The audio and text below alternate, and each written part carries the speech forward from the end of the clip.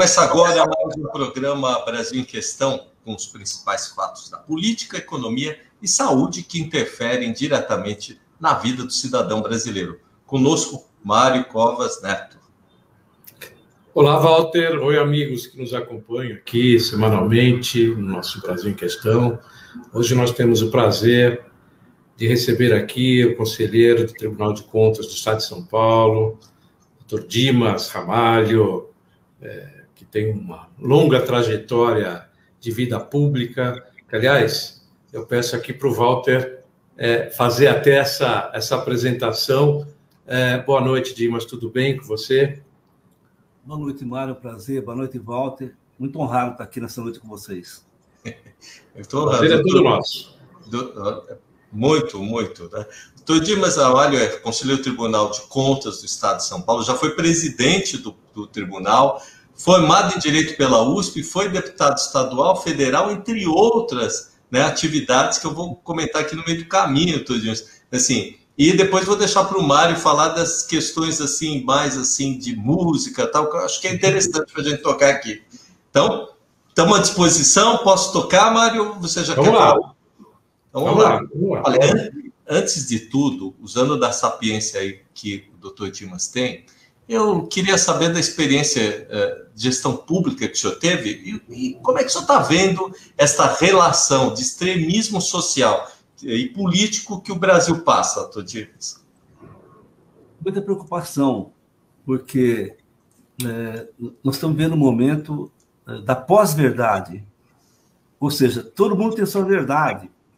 Até aí, podemos até aceitar, entender. O que não dá para entender é que a pessoa querer impor a sua vontade e a força no outro. Dar opinião sobre tudo, achar que tem razão, achar que é dono da verdade absoluta.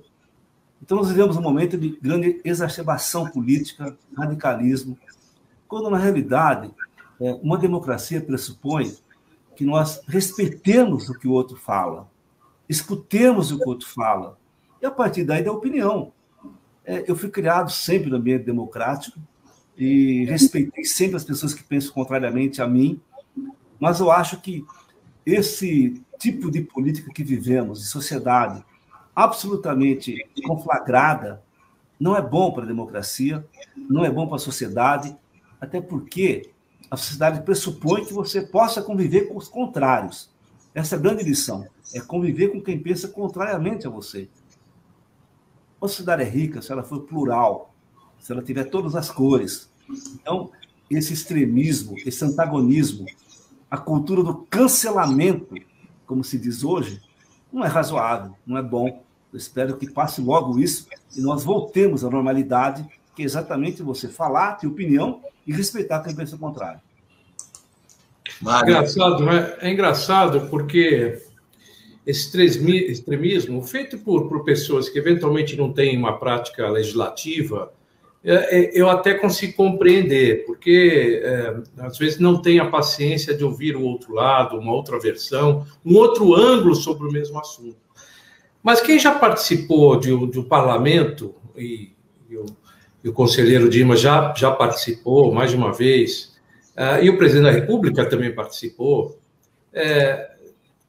lá a gente aprende muito claramente de que é preciso você escutar a verdade alheia, a opinião alheia. E nem sempre a opinião alheia, apesar de ser diferente da sua, ela não está embasada em algum conceito correto. Apenas é um ponto de vista diferente.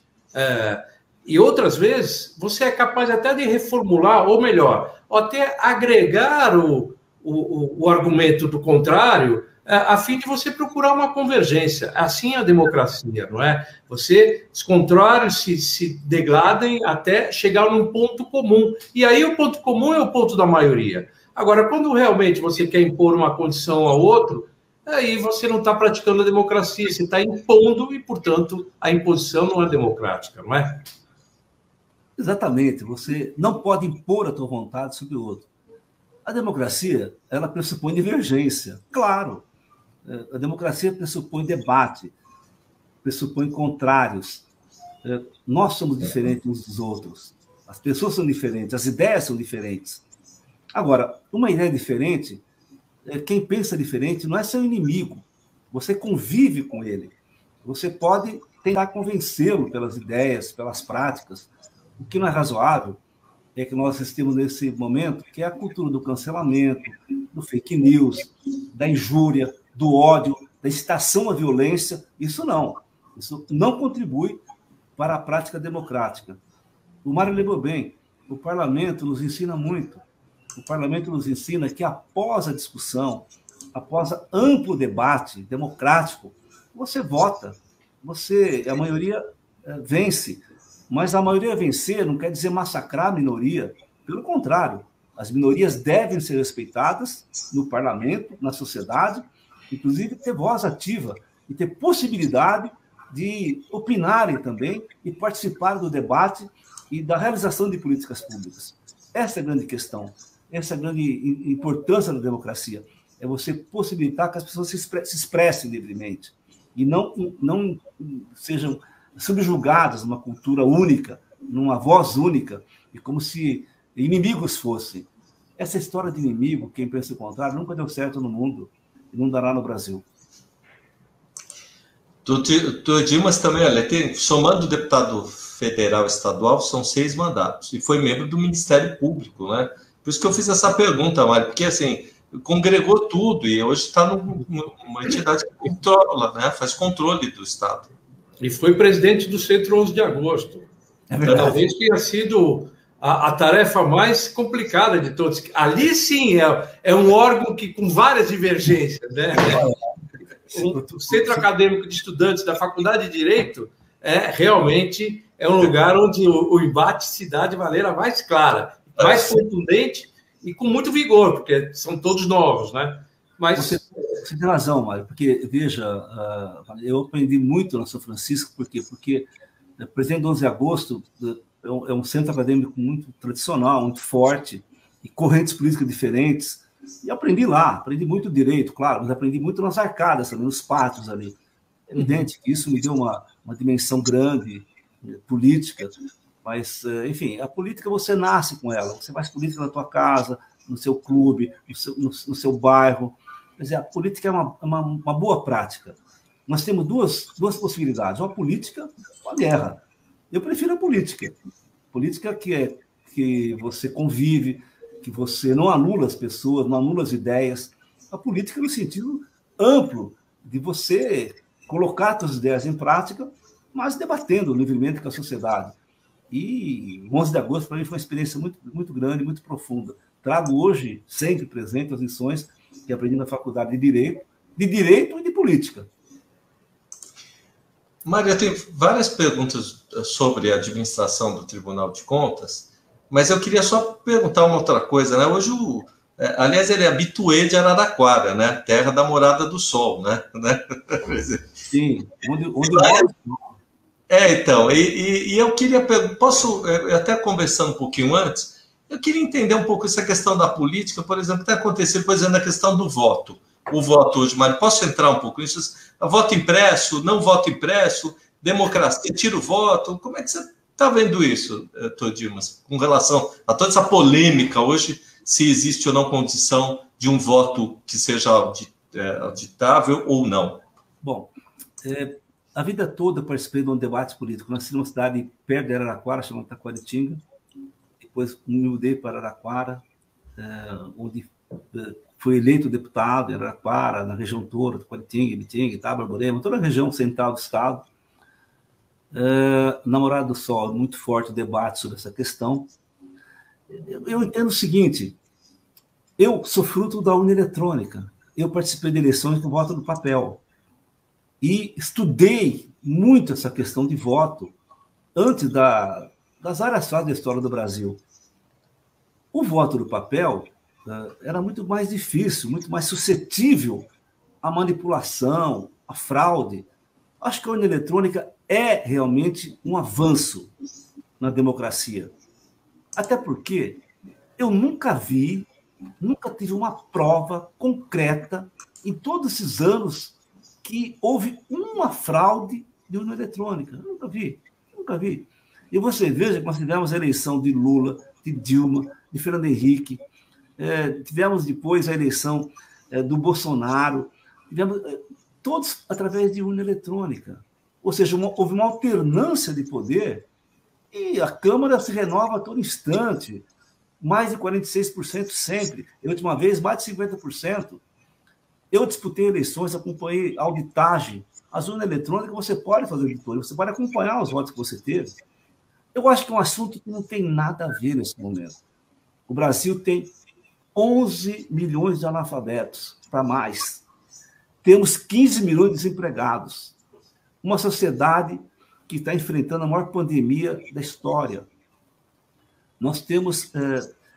quando começou a pandemia, eu disse o seguinte, me perguntaram, e eu falei, essa pandemia, isso ano passado, em março do ano passado, falei, essa pandemia tende a ser a guerra da nossa geração.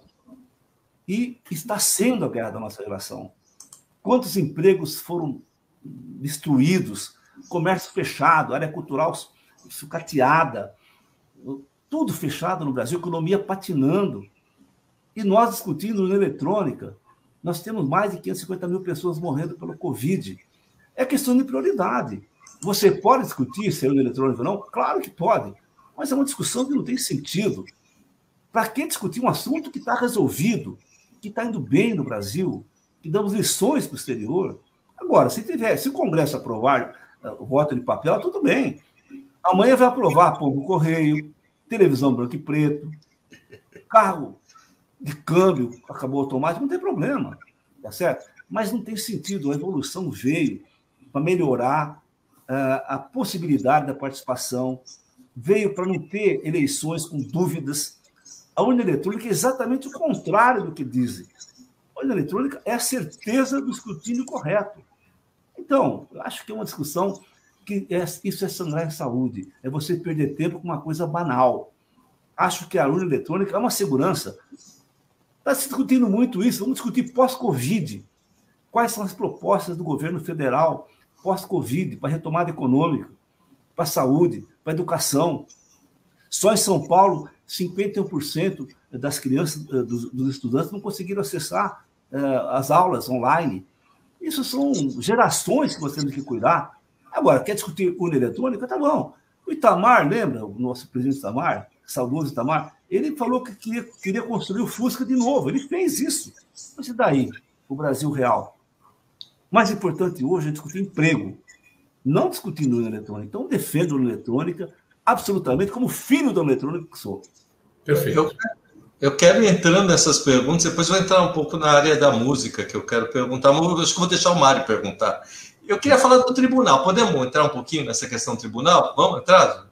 Eu sei que em 1961, lá em dezembro, trouxe à vida, depois do decreto de 1923, o Tribunal de Contas, né, do Estado, né? Mas tem muita gente, Todinhos, que não sabe muito bem como é que atua o tribunal. Quando o Mário falou comigo, eu falei, é interessante explicar esse setor, principalmente uma pessoa que vem, né, do Legislativo, tem mandato. Como é que funciona o Tribunal de Contas do Estado? Você tem razão, muita gente mesmo que não sabe como funciona.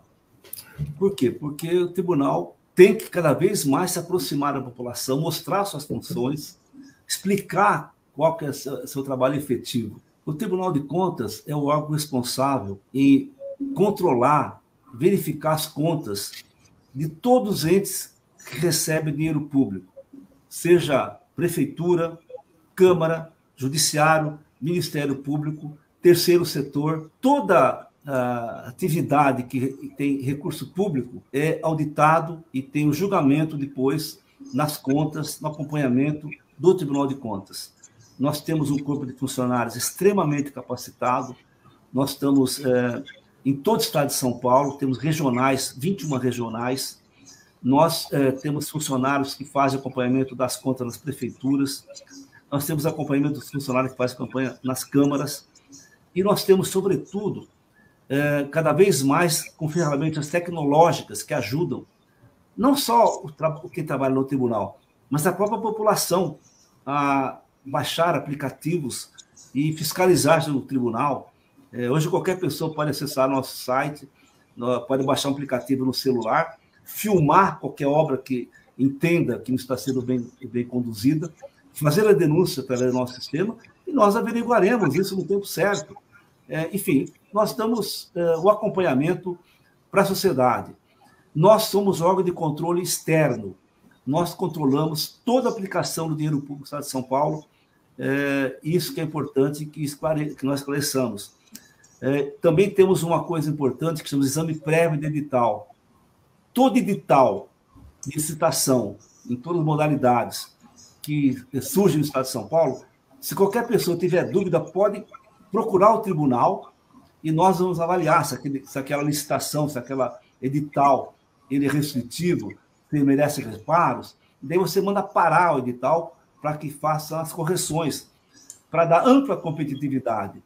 Fora isso, nós temos escola de contas, que o tribunal não só julga, não só vai atrás do erro, mas o tribunal também tem um caráter pedagógico. Nós temos cursos todo o tempo sobre licitação, sobre administração pública, sobre compras, sobre as várias formas do gestor público se capacitar.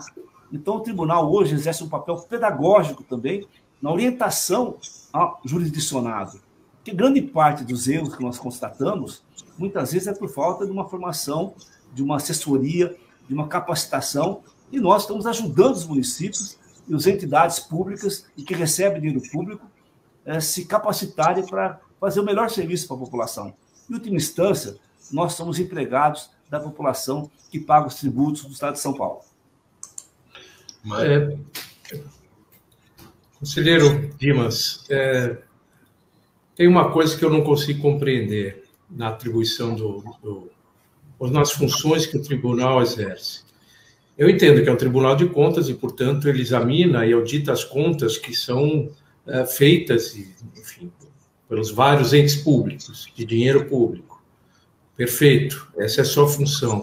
Fazer a assessoria anterior mesmo ao gasto do dinheiro público, orientando, dizendo os caminhos, olha, tome cuidado aqui ou lá, perfeito. Eu acho que é um trabalho digno e correto, porque a gente percebe muito, às vezes, a falta de capacidade técnica para gerir bem o recurso público. Não estou falando de má fé, nada disso. Mas tem uma coisa que eu custo a entender. Esse exame prévio de editais, sem um prazo determinado para que ele seja devolvido para o órgão público, para que ele possa dar andamento, às vezes fica parado durante meses, não sei se no Tribunal de Contas do Estado, mas do município fica, meses parado e não volta. Será que isso, ao invés da gente estar fazendo alguma coisa em benefício da população, ou seja, tomando todos os cuidados para que a licitação seja mais aberta, mais democrática, mais sem vícios, na medida em que demore, será que a gente não está causando um prejuízo para aquela população que, eventualmente, pode se beneficiar daquele resultado, daquela obra, daquela coisa? Quer dizer, nós não temos instrumentos para fazer com que as coisas andem com rapidez. E, às vezes, eu fico olhando e achando que, eventualmente, você tem um componente de natureza política, ainda que não seja eleitoral, mas de natureza política de maior ou menor boa vontade, segundo as aproximações, os olhares dos conselheiros, que muitos foram indicados e tiveram uma vida pregressa política e que possam, de alguma forma, estar interferindo na administração, criando barreiras, criando problemas. O senhor não acha que isso, hoje... Porque eu não lembro isso no passado sendo assim. É uma coisa mais recente, nos últimos 20 ou 30 anos, sei lá eu. Mas mais para trás não era assim, era só de fato conferindo as contas. Aí ele foi ampliando a sua atuação e hoje ele tem esse viés também. O senhor concorda com isso? Acha que é assim mesmo? Eu estou enganado ou não? A percepção tua é correta, Mário. Nós aqui no Tribunal de Contas temos prazos para isso. O exame de edital, ele tem um caráter sumário. Você para o edital, você pede informação, você instrui e volta logo para a pauta, para que se decida se muda o edital, retoma a licitação ou anula totalmente aquele edital, baseado no artigo 37 da Constituição Federal, o ato público, né? A publicidade, a legalidade, a competitividade, enfim, nós temos que sempre ser rápido na questão do exame prévio de edital. O Tribunal de Contas do Estado de São Paulo tem prazos, Gilmar, prazos. Aqui você não fica muito tempo com o edital parado, por quê? Porque as obras não podem esperar. Você pode corrigir, você pode dar voz a quem deseja fazer uma denúncia, mostrar que falta competitividade, que falta publicidade, que foi um edital dirigido ou não, e logo em seguida você decide.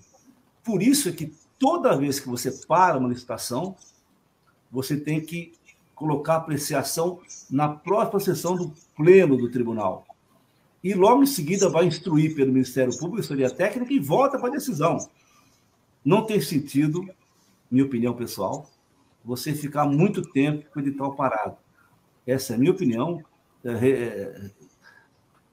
dando consonância à tua preocupação, Mário, porque realmente o trabalho do Tribunal de Contas é orientar, é dizer se aquele edital é correto ou não, corrigir ou não e deixar a obra seguir.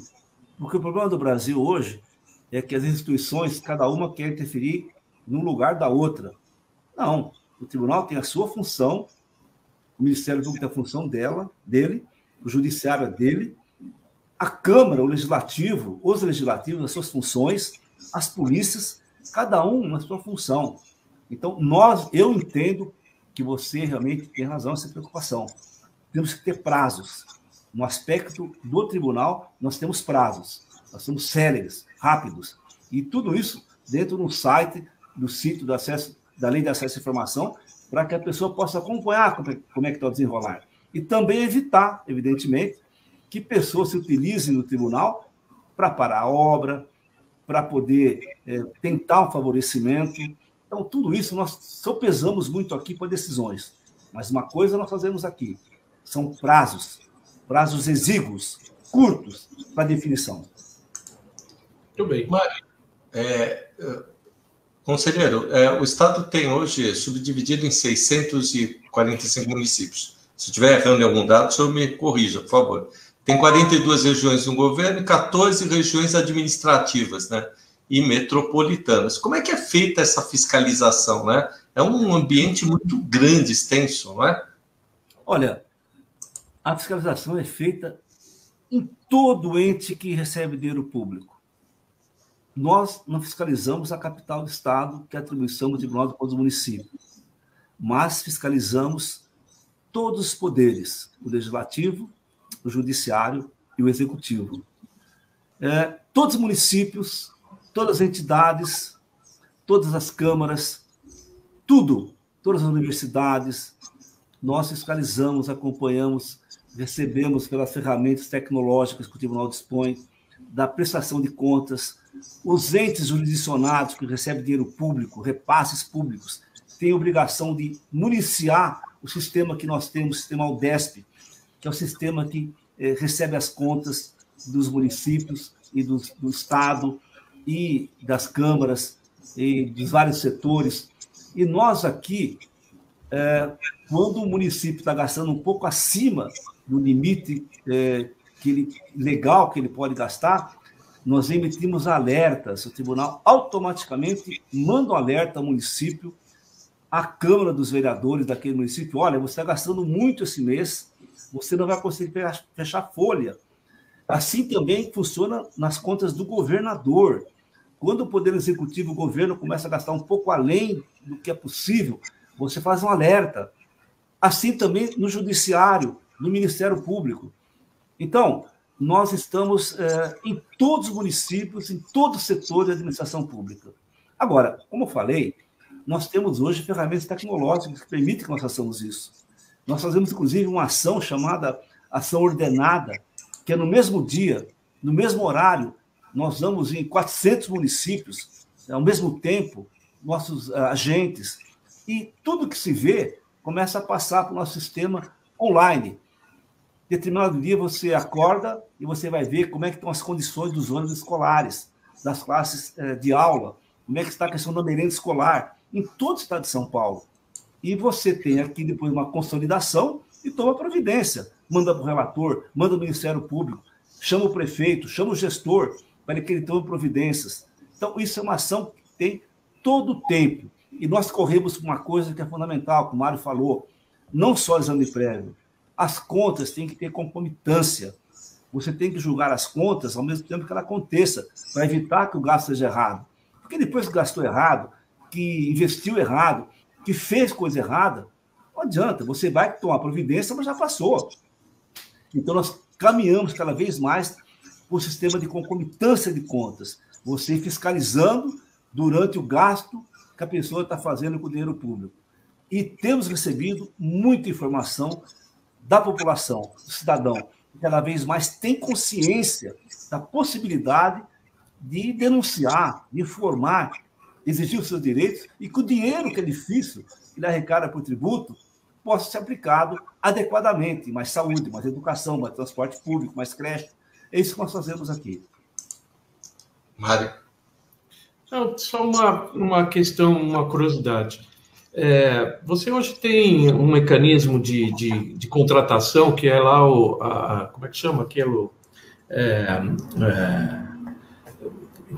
Um edital que você serve para várias, de concorrência que serve para vários municípios. Como é que chama aquilo? Não é edital, é um preço base que o sujeito fornece o produto, ele pode fornecer a mesma lista para outros municípios. Me fugiu o nome agora.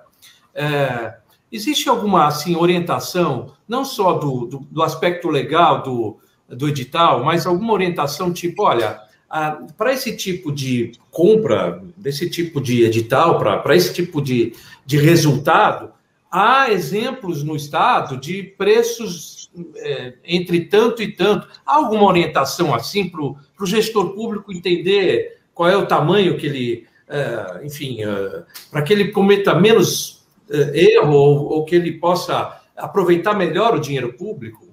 Sim. O gestor público ele deve analisar o preço médio. E para isso lembrei. Ata de registro de preço. Sim.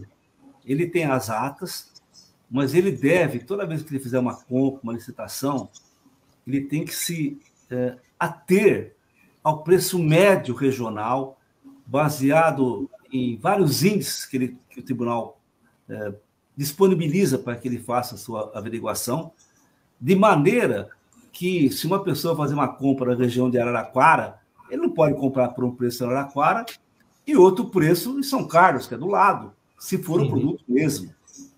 Salvo pequenas exceções, evidentemente. Isso nós orientamos o tempo inteiro, Mário, para que as pessoas façam uma pesquisa de preço e, se ele puder, se tiver a legalidade naquele momento de aderir a atas de preços com bom preço, ele pode fazer, evidentemente. E nós temos orientado a isso. O gestor, ele não pode ter medo de fazer a compra, de executar. Agora, ele tem que fazer a coisa dentro da legalidade, da competitividade e da razoabilidade. Nós tivemos agora, no combate ao Covid, algumas medidas da lei fiscal que foram levantadas, sustadas por um período, de maneira que o prefeito podia comprar emergencialmente remédios, cestas básicas. Eu sempre disse nesse momento o seguinte: prefeitos, gestores, comprem. A população precisa de apoio nesse momento. Precisa comer, precisa de indução, precisa de saúde, precisa de remédio, respirador.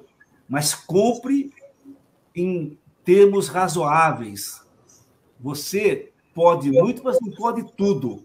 O fato de você poder comprar emergencialmente não quer dizer que você pode comprar a qualquer preço.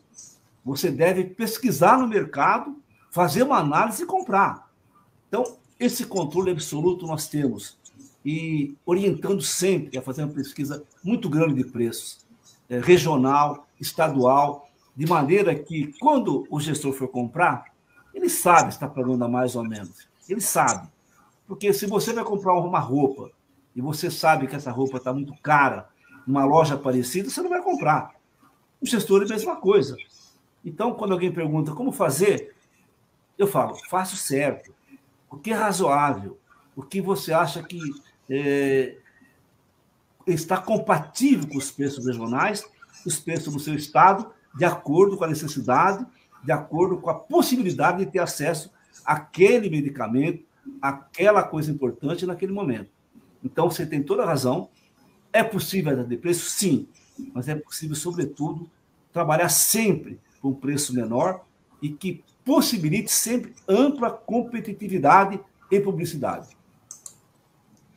Eu tenho umas perguntas assim mais pontuais, até para o pessoal conhecer, de ações que tem nomeações dentro do tribunal.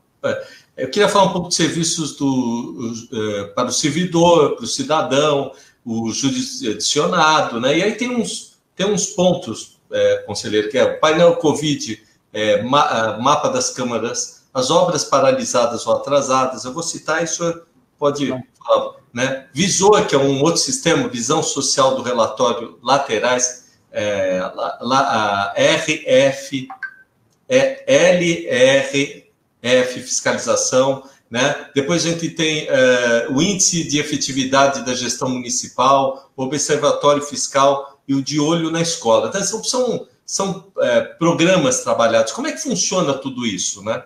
Dá para dar uma pincelada? Sim.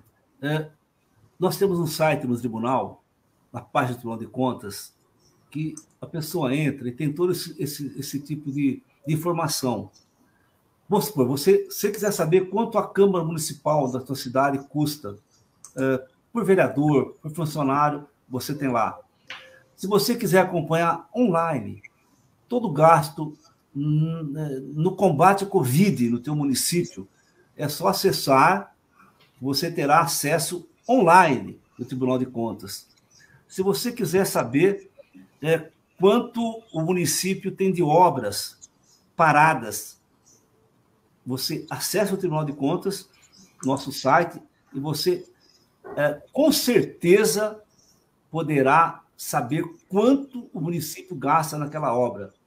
Se você quiser saber quanto ganha o funcionário em determinado município, determinada secretaria, determinado órgão do Estado de São Paulo, você terá no Tribunal de Contas o caminho para acontecer isso.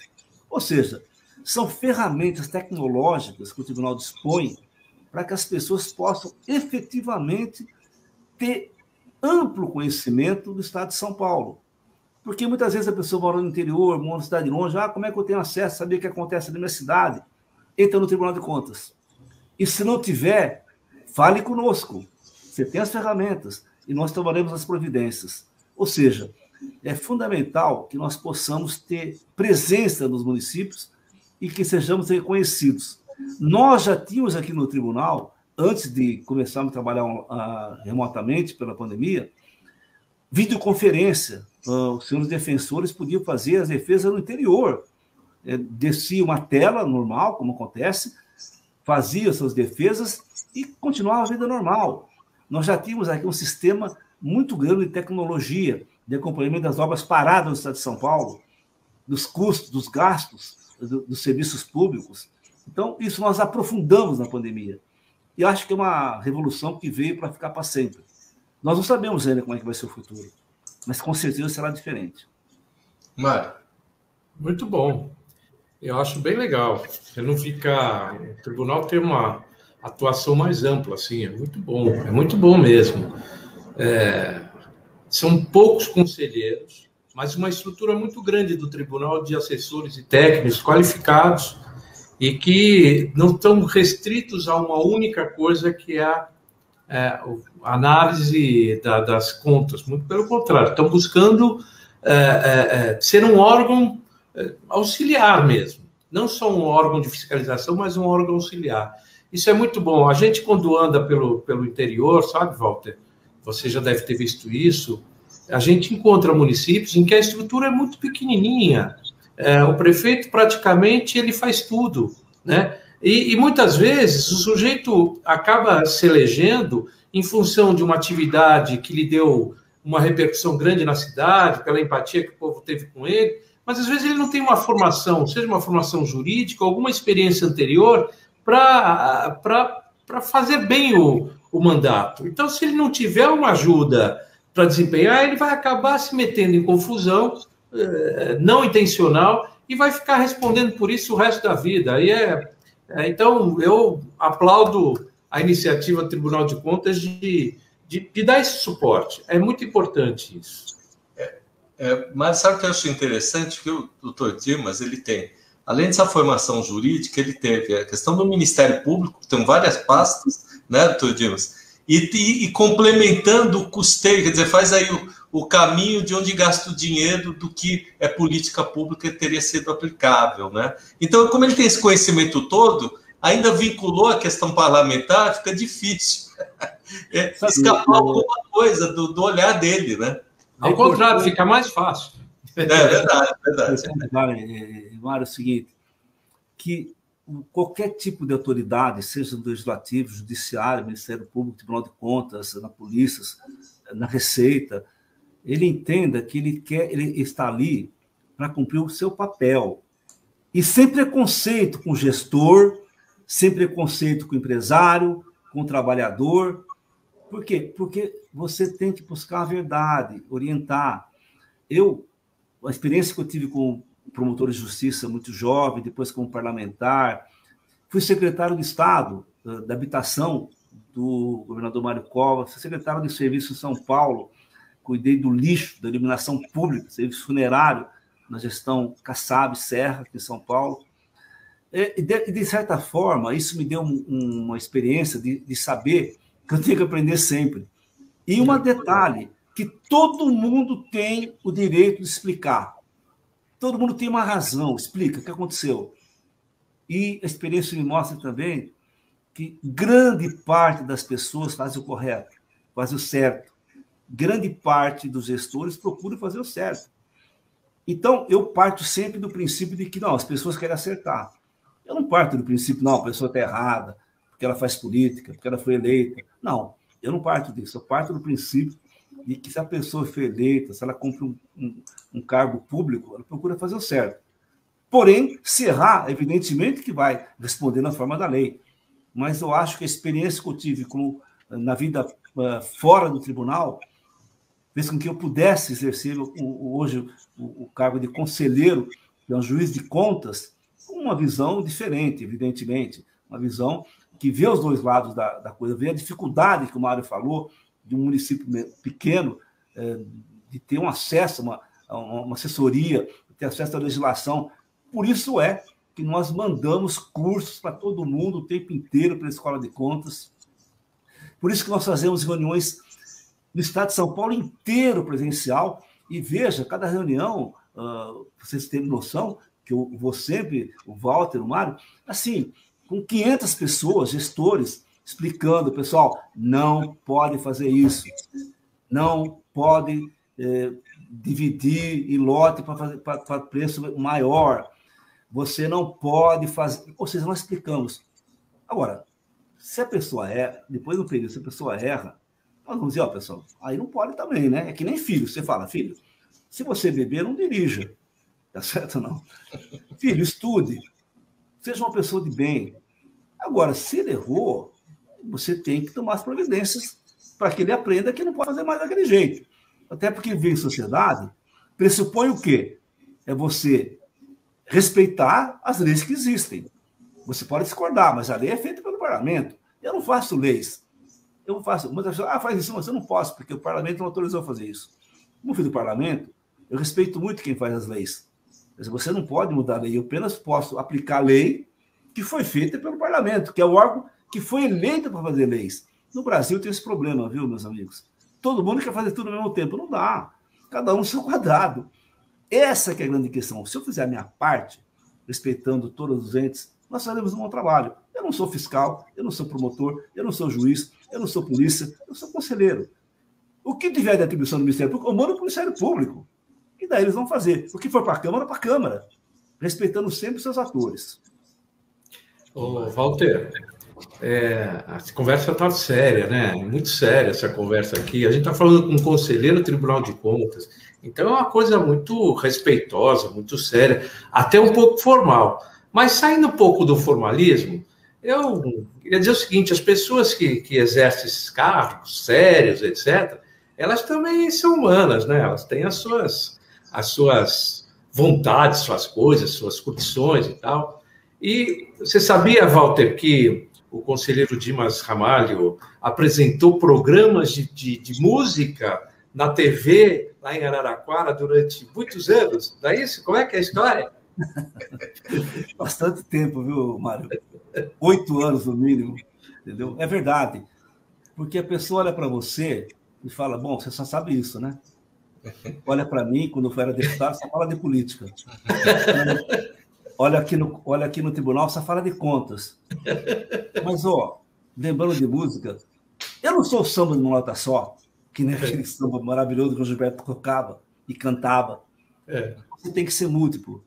E eu, uma época, em Araraquara, falei, pessoal, tanta gente aqui na região, na cidade, toca instrumento, faz artes plásticas, curso de teatro, vamos apresentar um programa de música aqui. E comecei a fazer. Umas 2 pessoas, durante 8 anos, nós fazíamos um programa chamado Vitrola, e que apresentava grupos de MPB, que apresentava artes plásticas, artistas que pintavam, e ia do funk, a bossa nova, samba, axé, tudo. Enfim, nós fazíamos um misto, explicando. E tinha um quadro, inclusive, interessante, que chamava De Volta ao Futuro, em que eu trazia comerciais antigos e explicava como é que a propaganda mudou na televisão, entrevistava as pessoas que lançavam poemas. Não, era um acontecimento. Foi importante porque muita gente começou a me conhecer fora da política. Falou, puxa vida, você também gosta de música? É claro que eu gosto. Música, poesia, artes plásticas, teatro. Acho que isso deixa você melhor, entendeu? Uma pessoa que tem essa formação plural, não dá. Debaixo do coração também bate, no peito desafinado também bate o coração, que é outra música, né? Muito bonita. Então, quando eu falo, teria perguntado, o que você gosta bastante? Achando que ia falar, política. Não, claro, política, direito. Eu falei, a música. Mas como? Não, música, claro. Mas como música? Não, música. Acho que todo mundo tem direito a um hobby. Mas qualquer tipo de música? Eu gosto de MPB. Eu gosto mais de música popular brasileira. A música popular brasileira. Gosto muito, entendeu? Sempre leio. Aliás, morreu o Zé Ramos Tiorão, que é um autor que eu sempre li muito, entendeu? Eu acho que uma coisa que eu sempre tive desde garoto, ele é bastante sobre música, sobre cultura, porque a cultura é um ato de resistência. E o Ferreira Goulart dizia que a arte existe porque a vida não basta. Entendeu? Então você se renova na arte, você representa a sociedade, você fica melhor como ser humano, porque nós somos razão, nós somos sentimento e coração. Mas, como é que eu vou julgar conta assim? Julga melhor, porque você sabe que atrás do processo tem gente, tem família, tem pessoas. Então você não pode cometer nunca uma injustiça, porque você atinge a pessoa por resto da vida. O homem público tem uma questão fundamental, que é, sobretudo, o seu nome, a sua honra. Isso não tem preço, homem público. E quando você trata de temas diferentes, você aproxima pessoas que, eventualmente, não são próximas de você no outro tema. E aí você tem um convívio mais harmônico do ponto de vista geral. Agora, sabe de uma coisa, Walter? Tem uma coisa curiosa, porque, além de ele apresentar um programa de música, ele conseguiu unir a música com a política. Tem uma história muito interessante de um determinado comício. Como é que é essa história? Bom, o Caetano Veloso, o nosso poeta, né, da Tropicália, ele tem uma música que ele fala, como é bom saber tocar um instrumento. Você sabe que eu aprendi harmônica quando era garoto. Todo mundo aprendia um instrumento no conservatório. Aprendi instrumento, o piano, o violão, enfim, era natural que as pessoas cuidassem de música, coisa que com o tempo foi parando um pouquinho. Esporte e música. E aprendi a tocar um pouco de violão, evidentemente, muito pouquinho, né? Toco quietinho, no lugar fechado, sempre, né? Mas um dia eu cheguei num comício, num bairro de Itaquaritinga, e o pessoal já tinha bebido um pouco, estava uma festa, enfim, você sabe que essas coisas se atrasam em comício, né, Amaro? Você sempre chega atrasado correndo. Você vai em 8 cidades, e eu precisava parar na Araraquara em seguida, e cheguei lá, já estava conflagrado o ambiente, né? Você imagina, festa, e chegou e tal. Eu falei, meu Deus, como é que eu vou falar de política para eles? Como é que eu vou falar do meu número aqui? Não tinha mais, era uma dupla tocando alto, entendeu? Barulho, foguete, na época soltava muito fogão. Eu falei, o que eu vou falar para sair daqui e conversar com as pessoas? Eu cheguei para o cara que estava tocando, falei, me empresta o violão? Ele falou, como assim? Me empresta o violão, pô. Eu peguei e toquei uma música, 2 músicas, na realidade, não me lembro qual. Bom, eu toquei a música, né? Bom, eu comecei a tocar violão, parou, né? Pelo espanto, não para prestar atenção em mim, porque todo mundo achava que ia falar, vota em mim. Eu falei, ó, um minutinho só, pessoal. E peguei. Isso é muito, cara. E comecei a tocar uma música. Bom, daí todo mundo parou, falou, opa, o que está acontecendo aqui? Eu toquei a música, falei, ó, pessoal, não tem mais nada a falar. Boa noite. E fui embora. Eu não tinha o que falar, realmente, porque não precisava mais falar. Eu fiquei muito mais próximo, uma empatia muito maior, porque naquele momento pedia música, não discurso. Né? E o político entender o que pede o momento. Você vai falar de música num lugar que o pessoal não gosta, não adianta. Você vai falar de política num lugar que tem festa, que o pessoal não quer mais ouvir, que eu vou fazer saúde, educação. Eu vou fazer. Mas eu vou fazer música também, pessoal, preciso me conhecer um pouquinho mais. E fui embora. Na volta do carro, aconteceu um problema que eu falei, eu vou falar para vocês.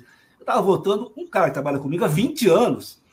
Eu falei, mas olha, deputado, trabalho com você há 20 anos, 20 inteiro junto, vi teus filhos crescer. Eu não sabia que você sabia música. Daí eu falei, não, alguma coisa está errada comigo. Alguma coisa está errada. Porque ele só falou de política comigo. É santinho, é propaganda, é Brasília, é a verba, nunca falou de coisa pessoal, sabe? Assim, tipo, ó, você gosta de música, de poesia, você lê jornal. Que poeta que você gosta? Nunca conversamos sobre isso. A partir daí, falei, pessoal, vamos começar a conversar. Vim para o tribunal, falei, pessoal, quem quiser sair mais cedo para ir no teatro, para ir no cinema, para ler, pode ir. Agora, para o shopping, não. Aí não. Agora, se quiser cultura, pode fazer. Em 2013, eu cheguei aqui, estava tendo uma manifestação, lembra? A jornada de junho. Uma loucura. Eu estava aqui embaixo, reunido com todo o pessoal do gabinete, 40 pessoas conversando.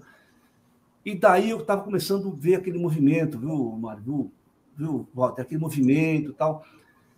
Nós estávamos conversando um assunto importante, tal, de fiscalização. Eu falei, porque não tem sentido o que eu vou falar para vocês. Por quê? Porque não.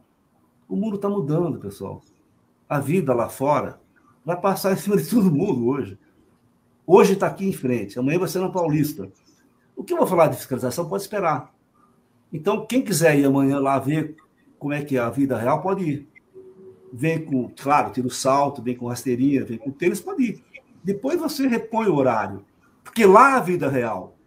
Lá você vai ver o que está acontecendo no mundo. Porque eu vou falar de fiscalização, eu vou falar amanhã. Então, eu não tenho mais nada para falar. Vamos esperar um pouquinho. Porque não é só a passagem do ônibus que vai acontecer.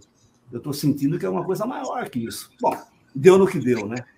Deu no que deu. Estou contando isso por quê, para vocês entenderem. Que quem faz a gestão pública, querido Walter, Mário, tem que ter um olhar mais amplo, tá certo? Tem que mostrar para as pessoas, olha, eu não sou número só. Nós não somos números. Você tem que olhar para o futuro, olhar além dos jardins, que nem aquele filme. Você tem que olhar além das fronteiras do tribunal. Você tem que andar na rua. Agora, no centro de São Paulo, você olha um acampamento. Você vê essa que é a vida real que tem que preocupar. Então, quem agir assim, eu acho que vai estar bem. Olha, tem vários comentários, estão dizendo que você é palmeirense, né? Estou falando aqui, estou só reproduzindo aqui. Ninguém é perfeito, né? Ninguém é perfeito. Então, e também tem o seguinte aqui, que eu me interesso muito, né, filho de jornalista. Qual o livro que você está... Fala que você... Claro, evidente, né? Advogado, a gente lê muito. Mas qual livro agora que você está... Já que a gente foi para esse lado de música e tal... Olha, eu vou falar um livro para vocês que você não vai acreditar. Não é de direito, nada. Eu estou lendo um livro do... Acabei de ler um livro, inclusive, que fala sobre a Odebrecht no Brasil, a influência que a Odebrecht teve no Brasil na formulação das políticas. Tá certo ou não? Que é um livro que eu acho que todo mundo deveria ler.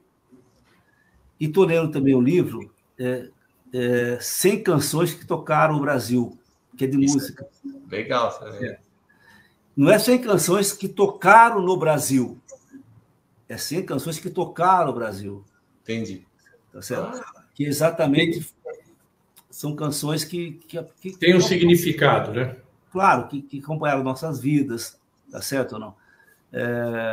Enfim, e também estou lendo um livro muito importante, que é Escravidão, que é Laurentino Gomes, que é um livro que trata da importância de nós entendermos o que aconteceu no mundo e no Brasil sobre a escravidão, as relações, por que o Brasil é assim, entendeu? Então, são livros que eu tenho lido plurais, né? Você tem que ler vários livros ao mesmo tempo. Porque se você lê vários livros ao mesmo tempo, você não fica só no assunto. Voltando a dizer, você não pode ser um samba de nota só. Você tem que ler um livro de poesia. E, claro, eu leio. E tem os livros e filmes que eu vejo sempre.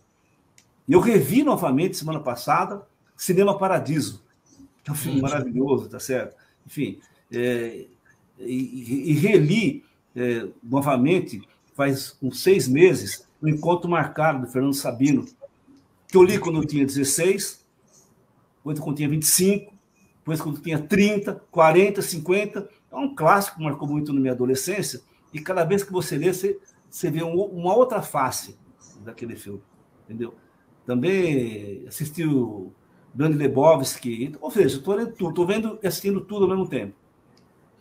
Legal, gostei. Vou até deixar as dicas embaixo da entrevista, vai ser bom, hein?